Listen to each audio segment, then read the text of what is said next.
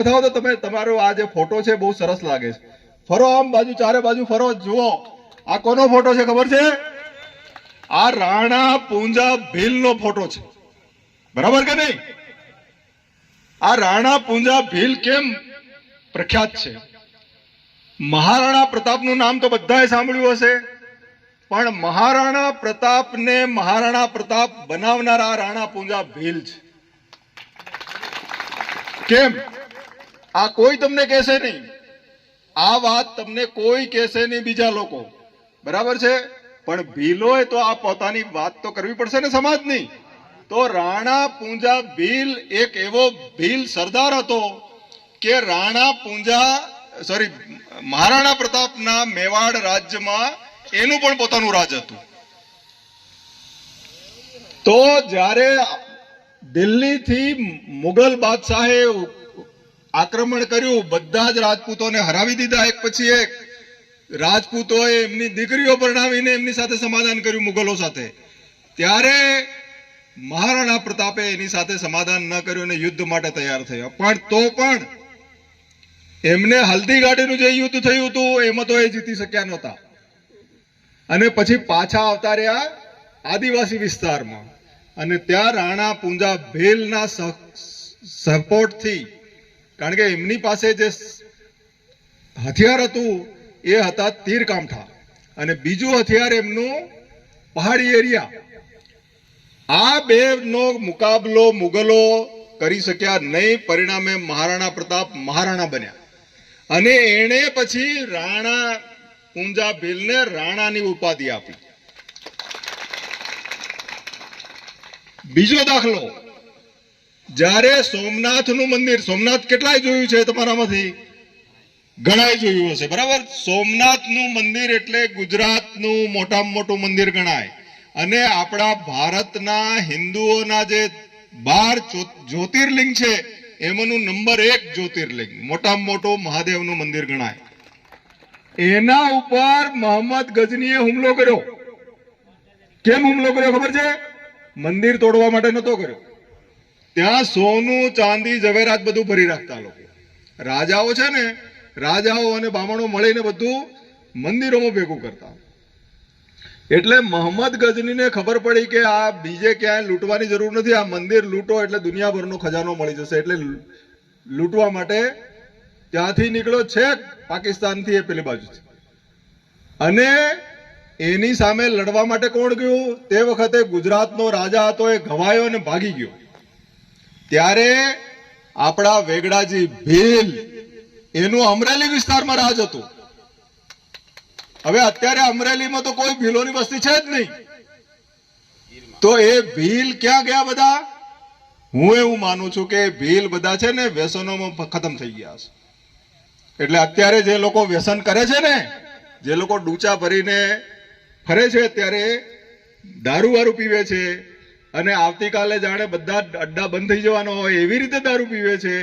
એ લોકો માટે આ ચેતવણી છે કે આપણી પ્રજા ખતમ થઈ જશે. આ રીતે વ્યસનોમાં ખતમ થઈ જશે. ભૂખેથી મરવાની નથી, હવે તો ખાવાનું તો મળી રહે છે, પણ વ્યસન તમને બચાવશે નહીં. અને એટલા માટે આપણે આ પંચ બનાવવાનું છે. અને આ પંચ આપણે હમણાં ભાઈએ વાત કરી કે એક તો સૌથી નીચે ફળિયા પંચ, ફળિયા પંચની ઉપર ગામ પંચ, એના ઉપર તાલુકા પંચ, એના ઉપર જિલ્લા પંચ, અને એના ઉપર આપણે 3 જિલ્લાની એક બોડી બનાવવાની છે. એટલે અમે બિરસા મુંડા ભવન 4 વર્ષ પહેલા અમે બનાવ્યું દાહોદમાં.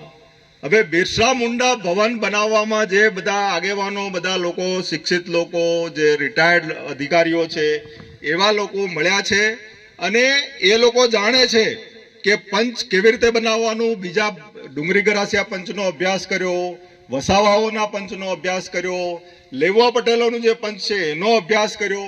આ બધા પંચોના અભ્યાસ પછી, એના બંધારણના અભ્યાસ પછી આપણે આપણું બંધારણ ઘડીએ છીએ, બરાબર છે? એટલે બધાનો જે અનુભવ છે એ અનુભવને આપણે કામે લગાડીએ છીએ, અને આપણી આખી એક ટીમ ત્યાં બિરસા મુંડા ભવનમાં કામ કરી રહી છે. એની અલગ અલગ મિટિંગો થાય છે. એમાંથી ઘણા બધા અહીંયાથી જે આગેવાનો બેઠા છે એમાંથી ઘણા આગેવાનોએ છેલ્લી કેટલીય મિટિંગમાં હાજરી આપી હતી.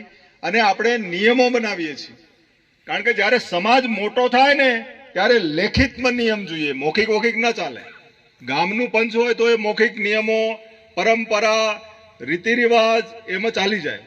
પણ જ્યારે સમાજ મોટો થાય ત્યારે લેખિતમાં કાયદા નિયમો બનાવવા પડે.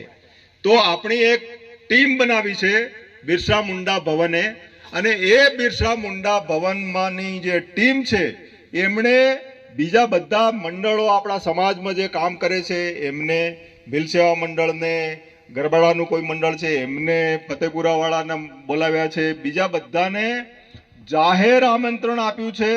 અને તમને પણ હું જાહેર આમંત્રણ આપું છું, જે લોકો વકીલ હોય, કાયદા વગેરેના જાણકાર હોય, આવું મંડળ વગેરે બનાવવાના અનુભવી હોય, એ લોકો આમાં જોડાઓ, જેથી કરીને આપણે ભીલ સમાજને આપણે એક એવું પંચ અને એનું બંધારણ ઘડીને આપીએ કે આપણી ભવિષ્યની પેઢીઓ સુખી થાય. કેવી રીતે સુખી થશે? તો સૌથી મોટો આપણા માણસના જીવનમાં પ્રસંગ આવે છે લગ્ન પ્રસંગ. હવે લગ્ન પ્રસંગમાં આપણે બધા જ જાણીએ છીએ કે કેટલા બધા ખોટા ખર્ચા આપણે કરીએ છીએ. અમે એક અભ્યાસ કર્યો તો ખબર પડી, ધાનપુરમાં અલગ હશે, ગરબાડામાં અલગ ખર્ચો હશે, પણ એક એવરેજ અમે આ ત્રણેય જિલ્લાનું એવરેજ કાઢ્યું તો ભીલ સમાજમાં એક લગ્ન પાછળ લગભગ 7 થી 10 લાખ રૂપિયા ખર્ચો થાય છે, એક લગ્ન પાછળ. અને આમાં મોટા ભાગના લોકો એવા છે કે જેમને 1 કે 2 લાખથી વધારે પોસાય એમ છે જ નહીં. એમની પાસે ચાંદલો પડાવે તો પણ 1 થી 2 લાખ કે 3 લાખ વધારે એટલી જ મૂડી આવે છે. હવે બાકીના જે 5 થી 7 લાખ રૂપિયા જે રહ્યા એ આ લોકો કાં તો ઉછીના લાવે, કાં તો વ્યાજે લઈ આવે. હવે વ્યાજનો દર તો તમને બધાને ખબર છે, 10% થી ઉપર હોય, મહિને 10%. તમે વિચાર કરો કે આપણે કેવી રીતે સુખી થઈએ. તમને કોઈ સરકાર સુખી ન કરી શકે, તમને કોઈ ભગવાન આવે તો સુખી ના કરી શકે, જો આટલું બધું આપણે ઉલટું કરતા હોય તો. 10%ના વ્યાજનો જો તમે લાવો તો 1 લાખના મહિને 10,000 રૂપિયા, એટલે 1 વર્ષમાં 1,20,000 રૂપિયા વ્યાજ થાય. એટલે 1 વર્ષ જો પેલો વ્યાજ પણ ના આપે ને કશું ના કરે તો 2,20,000 રૂપિયા 1 લાખ ના આપવા પડે. હવે તમે વિચાર કરો કે એ માણસ, એ 2 જણા થઈને આખી જિંદગી મજૂરી કરે તો પણ બહાર નીકળી શકે? નથી નીકળી શકતા. એટલે જ આપણે આપણો ભીલ સમાજ આજે દુખી છે અને આજે આપણે આટલી ખરાબ હાલતમાં જીવી રહ્યા છે. જો આપણે વિચાર કરીએ કે જો આ પૈસાની બચત થાય, દર લગ્ન દીઠ જો 5 લાખ રૂપિયાની જો બચત થાય તો તમે વિચાર કરો, એક ગામમાં જો 10 લગ્ન થાય કેટલી બધી બચત થાય? કરોડોની બચત થાય. આ જો કરોડોની બચત જો આપણે થાય તો માણસ એનો શું કોઈક તો ઉપયોગ કરશે ને. શું ઉપયોગ કરે? છોકરાને ભણાવશે. સૌથી પહેલો તો કોઈ પણ માણસ એના છોકરાને ભણાવશે, પોતે સારું ખોરાક ખાશે. નહીં તો આપણે એમ કહીએ કે અમે ભારતના માલિક, પણ ઉભા રહેવા પેલો સામેવાળો લાફો મારે તો પેલો ઉભો જ ના રહી શકે. આપણે ભારતના બિલકુલ મૂળ માલિકો છીએ. એની લાંબી કહાણી છે, પણ જો ભારતના મૂળ માલિક એટલે કે આદિવાસી, એના પુરાવા છે.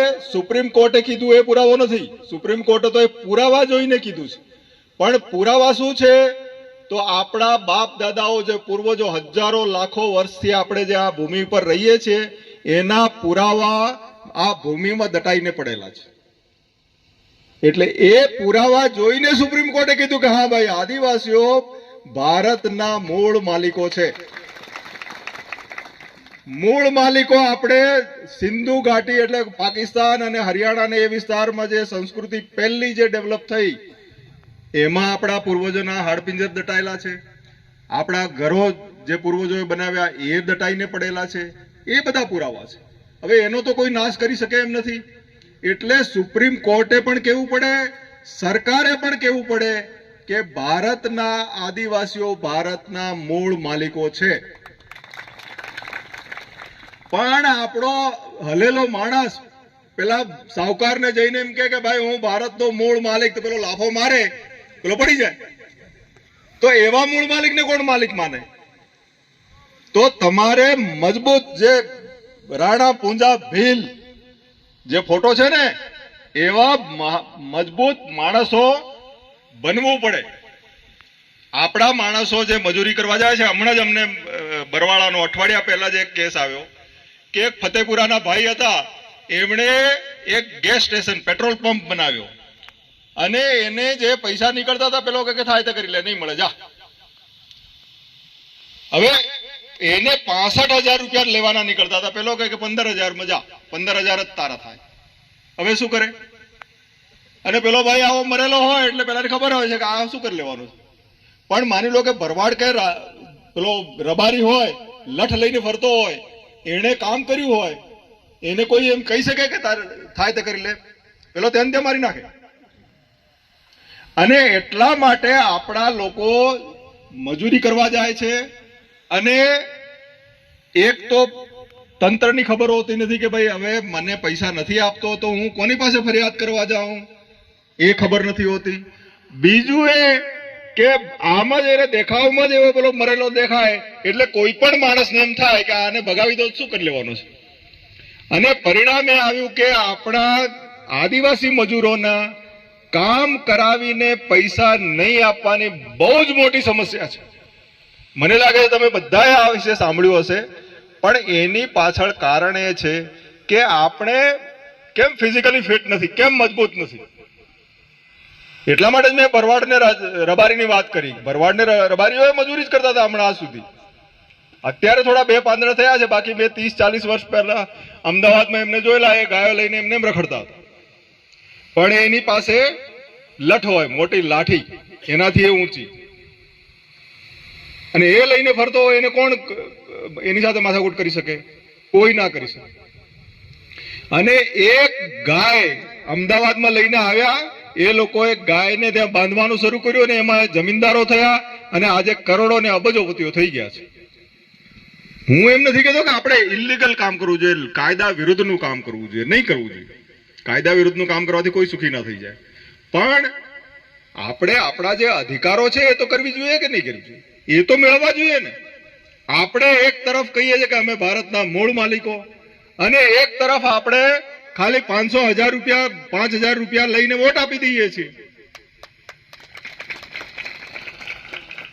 વોટ આપવામાં આપણા જેટલા પણ અભણ માણસો છે, જે સમજતા નથી કે ભાઈ એમના વોટની શું કિંમત છે, એને જ કારણે આપણા આખા આદિવાસી વિસ્તારમાં આ પ્રોબ્લેમ થઈ રહ્યા છે. તમે વિચાર કરો કે હમણાં દાહોદમાં એક બોગસ કચેરી પકડાઈ.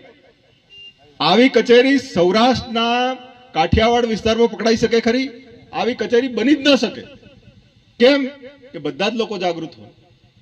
એ આવું થવા જ ન દે. એટલે આપણે રાજકીય રીતે પણ જાગૃત થવાની જરૂર છે, પણ એના પહેલા આપણે સામાજિક રીતે મજબૂત થવાની જરૂર છે. જો સામાજિક રીતે આપણે જો મજબૂત થઈએ, જેમ કે મેં હમણાં કીધું કે ભાઈ 5 લાખ રૂપિયા જો લગ્ન દીઠ જો બચે તો લોકો છોકરાને ભણાવશે, સારા કપડાં પહેરશે, સારું કામ ધંધો કરશે તો સુખી થશે. અને એના પછી આગળની વાત આવે છે કે ભાઈ આપણે રાજકીય આપણા જે અધિકારો છે આપણા, તમે વિચાર કરો કે બાકીના બધા ગુજરાતમાં સિંચાઈની વ્યવસ્થા છે. આપણા દાહોદ, પંચમહાલ, મહીસાગર આ વિસ્તારમાં સિંચાઈની કોઈ સુવિધા નથી. તો શું આપણે આપણા વિસ્તારમાં સિંચાઈની સુવિધા ન થઈ શકે? બિલકુલ થઈ શકે એમ છે. તમે બાંસવાડા જોયું છે? બાંસવાડા આપણા જેવો જ વિસ્તાર છે, પણ ત્યાં સિંચાઈની સુવિધા છે. કેમ કે એ વિસ્તારો બાંસવાડાના એક મુખ્યમંત્રી થઈ ગયા જોશી કરીને, એમણે હરદેવ જોશી, એમણે બાંસવાડા જિલ્લામાં સિંચાઈની વ્યવસ્થા કરાવી દીધી. આપણા વિસ્તારમાં નથી થતી એનું કારણ શું જાણો છો? આપણા વિસ્તારમાં સિંચાઈની સુવિધા નથી થતી એનું કારણ એ છે કે સૌરાષ્ટ્ર અને કચ્છના મોટા ખેડૂતોને મજૂરો જોઈએ છે, મોટા ઉદ્યોગપતિઓને સસ્તા મજૂરો જોઈએ છે. આ બિલકુલ સાચું કારણ છે.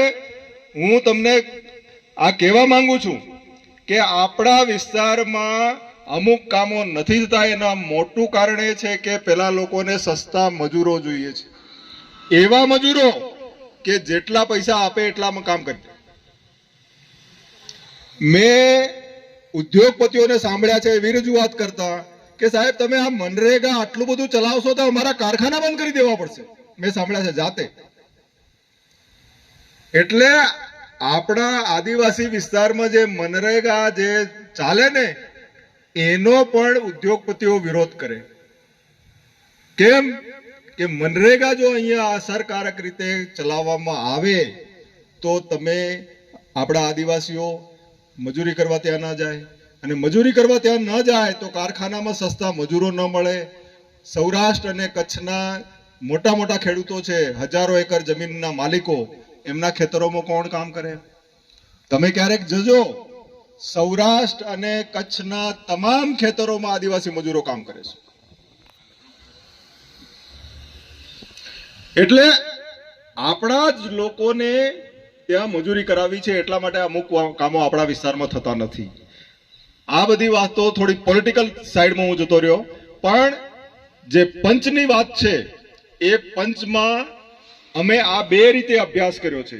એક તો પંચનું બંધારણ બનાવવા માટે એક કમિટી બનાવી છે, અને એના પહેલા જે આ નિયમો જે કીધા ને એમાં પણ અમે કમિટી બનાવી હતી.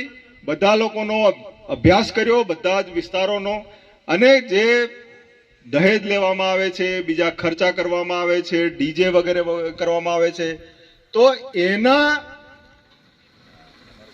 એના માટે શું કરી શકાય એ બધું અભ્યાસ કરીને કર્યું છે. અને એને અમે ધારાસભ્યશ્રીઓ, માનનીય સાંસદ શ્રી અને બીજા જનપ્રતિનિધિઓ આપણા છે એમની પણ અમે સહમતિ લીધી છે. એમને અમે અમારી જે કન્સલ્ટેશન પ્રોસેસ છે એમાં એમને સામેલ કર્યા છે. એટલે એવું નથી કે કોઈ માણસે આ બધા નિયમો પોતાના ઘરમાં બેસીને પછી કહી દીધા છે. આ બધું જ ઘણા બધા લોકોને કન્સલ્ટ કરીને આ કરવામાં આવ્યું છે. અને મને લાગે છે કે જો આપણે આ નિયમો પાળશું તો આપણો સમાજ આવતા 5 વર્ષમાં ક્યાંનો ક્યાં પહોંચી જશે એમાં મને કોઈ શંકા નથી. અને એટલા માટે હું તમામને વિનંતી કરું છું કે તમે પોતે નિયમ પાળો, પણ તમે તો આગેવાનો છો. આગેવાનની ફરજ છે નિયમ પોતે પાળે અને બીજાને નિયમ પળાવે પણ ખરો. અને ખાસ કરીને ડીજે માટે વાત થઈ. ડીજે માટે કહી દઉં કે ડીજે આપણને તમામ રીતે નુકસાનકારક છે. અહીંયા જે વાત કરી કે ડીજે બંધ, પણ ડીજે કેમ બંધ? તમે જુઓ કે ડીજે એક તો લાવવાનો ખર્ચો કેટલો થાય, 10,000 થી માંડીને 50,000 રૂપિયા સુધી, બરાબર કે નહીં? તો એ કારણ વગરનું લોકો દેખાદેખીમાં જેને પોસાય એ પણ લાવે, નહીં પોસાય એ પણ લાવે. એટલે ડીજે આર્થિક રીતે માણસને નુકસાનકારક છે. બીજું આપણી જે સંસ્કૃતિ છે, સંસ્કૃતિ આપણે તો ઢોલ વગાડીને નાચવાની સંસ્કૃતિ હતી, પણ ડીજે આવ્યા પછી આપણા જે યંગ જનરેશન છે એમને કાંઈ નાચતા પણ નથી આવડતું. એટલે આપણી સંસ્કૃતિ કમ્પ્લીટલી ભૂલાઈ રહી છે. અને એટલા બધા ગંદા અને અશ્લીલ ગીતો એમાં વગાડવામાં આવે છે કે ભવિષ્યમાં આપણને એમ લાગે કે આપણી સંસ્કૃતિ ક્યાં જઈને ઊભી રહેશે. એટલે આપણી સંસ્કૃતિ ખતમ થઈ ગઈ. પછી બીજું એનું સૌથી મોટું નુકસાન, આપણા જે છોકરા છે ઘરમાં અત્યારે તો પરીક્ષાની તૈયારી કરવાનો સમય હોય અને અત્યારે જ લગ્નની સિઝન હોય, એટલે ધમધમાટી વાગીને આજુબાજુ ડીજે વાગતું હોય એટલે છોકરાને બિચારાને કેવી રીતે ભણી શકે? એટલે છોકરાનું શિક્ષણ ખતમ થઈ ગયું. સૌથી વધારે આખા ગુજરાતમાં સૌથી ખરાબ શિક્ષણ અને એસએસસી અને એચએસસી નું પરિણામ આવતું હોય તો આપણા દાહોદ જિલ્લાનું. અને દાહોદ જિલ્લામાં સૌથી વધારે આદિવાસી યુનિવર્સિટી છે, એટલે આદિવાસીનું પરિણામ ખરાબ થાય છે. તો શૈક્ષણિક રીતે આપણે બરબાદ થઈએ છીએ. અને છેલ્લી વાત, એને કારણે આપણે કોઈ પણ પ્રસંગમાં બેસીએ તો આપણું આખું શરીર ધ્રુજતું હોય છે, એટલે આપણને શારીરિક રીતે પણ નુકસાનકારક છે.